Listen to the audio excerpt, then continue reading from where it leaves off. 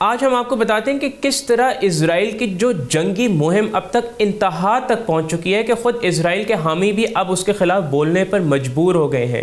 یہ صرف اس لیے نہیں کہ وہ اچانک انسان دوست بن گئے ہیں، بلکہ اس لیے کہ وہ ڈر رہے ہیں کہ تاریخ انہیں معاف نہیں کرے گی۔ جب ایسے لوگ بھی بولنے لگتے ہیں جو پہلے خاموش تھے تو اس کا مطلب یہ ہے کہ وہ سمجھ گئے ہیں کہ اسرائیل نے اتنی حدیں پار کر دی ہیں کہ اس کے تاریخی زوال کا آغاز ہو سکتا ہے۔ لیکن جو بات سب سے زیادہ پریشان کن ہے وہ یہ کہ اسرائیل اب ڈاکٹرز اور ہیومینیٹیرین ورکرز کو خاص طور پر ٹارگٹ کر رہا ہے تاکہ خوف پھیلایا جا سکے۔ اسرائیل کی بربریت اس حد تک پہنچ گئی ہے کہ وہ بچوں کو، خاص طور پر ان بچوں کو جو کہ آن لائن مشہور ہیں، بے رحمی سے قتل کر رہا ہے۔ صرف گزشتہ ہفتے 11 سال یقین حماد جو کہ فلسطین کا ینگسٹ انفلوئنسر تھا، اس کو شہید کر دیا گیا۔ وہ ایک مقبول سوشل میڈیا انفلوئنسر بھی جو کہ بے گھر خاندانوں کو کھانا، کھلونے اور کپڑے تقسیم کرتے تھے۔ اس کی جگہ اسکول میں ہونا اور اپنا بچپن انجوائے کرنا تھا، لیکن وہ دوسروں کی مدد میں لگی رہتی تھیں۔ اسرائیل نے اسے جان بوجھ کر ٹارگٹ کیا کیونکہ وہ جانتا تھا کہ اس کی جو شہادت سے نفسیاتی اثرات زیادہ ہوں گے جو پبلک ایٹ لارج ہیں۔ اس سے بھی زیادہ دل دہلانے والی بات یہ ہے کہ ڈاکٹر علا البخار کے 9 بچوں کو ایک ہی حملے میں شہید کر دیا۔ یہ ڈاکٹر ناصر ہاسپٹل میں بچوں کے ماہر ہیں اور اسرائیل نے ان کے بچوں کو اس لیے ٹارگٹ کیا تاکہ دوسرے ڈاکٹرز کو ڈرایا جا سکے کہ وہ غزہ میں کام نہ کریں۔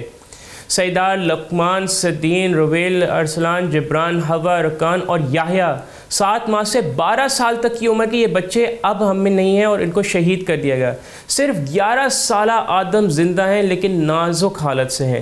یہ منظم دہشت گردی ہے۔ اسرائیل جانتا ہے کہ اگر وہ ڈاکٹرز کے بچوں کو شہید کر دے گا تو دوسرے ڈاکٹرز ڈر کر غزہ چھوڑ دیں گے اور پھر وہاں طبی امداد دینے والا کوئی نہیں ہوگا۔ یہی وجہ ہے کہ ہیومینیٹیرین تنظیموں کے لوگ استعفیٰ دے رہے ہیں۔ غزہ ہیومینیٹیرین فاؤنڈیشن کے ایگزیکٹو ڈائریکٹر جیک ووڈ نے صرف 2 ماہ بعد ہی استعفیٰ دے دیا ہے۔ ووڈ جو کہ ایک سابق امریکی مرین ہیں، انہوں نے کہا کہ وہ انسانیت، غیر جانبداری اور آزادی کے اصولوں کو چھوڑ نہیں سکتے۔ یہ فاؤنڈیشن امریکہ اور اسرائیل کی حمایت یافتہ ہیں، لیکن اس کا اپنا ڈائریکٹر بھی اب اس نظام کا حصہ نہیں بننا چاہتا۔ ووڈ کے استعفیٰ دینے کے بعد سے فاؤنڈیشن نے کہا ہے کہ وہ پیر سے امداد کی فراہمی شروع کر دیں گے اور ہفتے کے آخر تک 10 لاکھ فلسطینیوں تک پہنچیں گے۔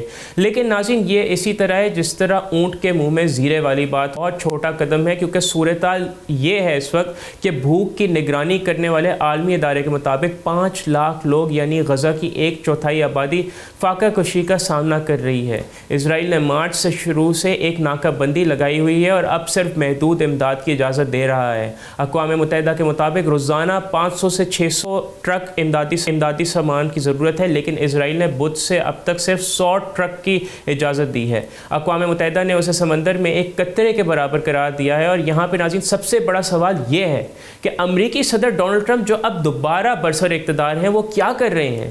اسٹیٹ ڈپارٹمنٹ نے صرف یہ کہا ہے کہ وہ غزہ ہیومینیٹیرین فاؤنڈیشن کی کوششوں کی حمایت کرتے ہیں، اور ٹرمپ نے کہا ہے کہ فلسطینیوں کو مدد کی ضرورت ہے، لیکن اب بھی تک ٹھوس اقدامات کچھ بھی نہیں ہیں۔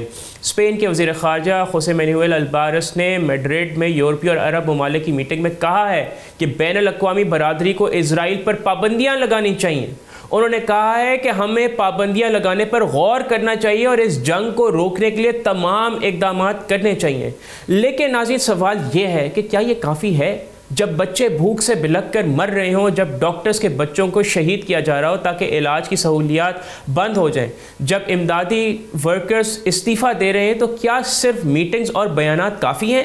اسرائیل کی یہ منظم بربریت تب تک جاری رہے گی جب تک ٹھوس اقدامات نہیں لیے جاتے۔ اتنا زیادہ بڑا انسانی المیہ ہے کہ اس کے بارے میں جتنی بات کی جائے کم ہے۔